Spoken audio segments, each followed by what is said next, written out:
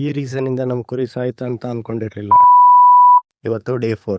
ಇವತ್ತು ನಮ್ಗೆ ಕೆಟ್ಟ ದಿನ. ಈ ರೀಸನ್ಗೆ ನಮ್ ಕುರಿ ಸಾಯ್ತ ಅಂತ ನಾನು ಅನ್ಕೊಂಡೇ ಇರ್ಲಿಲ್ಲ. ಇವತ್ತು ಒಂದ್ ಕುರಿಗೆ ಹೊಟ್ಟೆ ಒಬ್ರು ಆಗ್ಬಿಟ್ಟಿತ್ತು. ಸೊ ಹೊಟ್ಟೆ ಪೂರ್ತಿ ಗ್ಯಾಸ್ ಬಿಲ್ಡ್ ಆಗ್ಬಿಟ್ಟಿತ್ತು. ಮಿಸ್ಟೇಕ್ ಏನು ಅಂತಂದ್ರೆ ಮೆಕ್ಕೆಜೋಳ.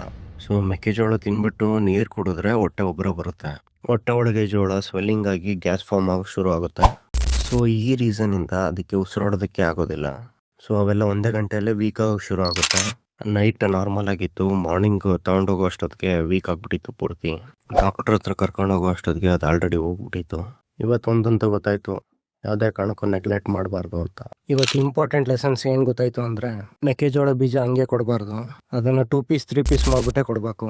ಜಾಸ್ತಿಯಾಗೆಲ್ಲ ಒಂದಸ್ತಿ ಫೀಡ್ ಮಾಡೋಕ್ಕೆ ಕೊಡಬಾರ್ದು. ಇದಕ್ಕೆ ಮೆಡಿಕೇಶನ್ ಹೆಂಗ್ ಮಾಡಬೇಕು ಅಂದ್ರೆ, ಬ್ಲೋಟಿಕ್ಸ್ ಅಥವಾ ಬ್ಲೋಟ್ ಸ್ಟಾಪ್ ಅಂತ ಮೆಡಿಸಿನ್ ಬರುತ್ತೆ, ಅದನ್ನು ಕೊಡಬೇಕು.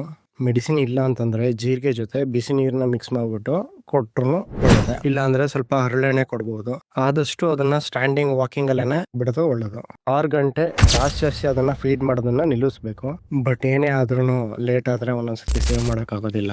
ಇದೇ ತರ ರಿಯಲ್ ಫಾರ್ಮಿಂಗ್ ಎಕ್ಸ್ಪೀರಿಯನ್ಸ್ ಬೇಕು ಅಂತ ಫಾಲೋ ಮಾಡೋದನ್ನ ಮಾತ್ರ ಮರಿಬೇಡಿ. Thank you.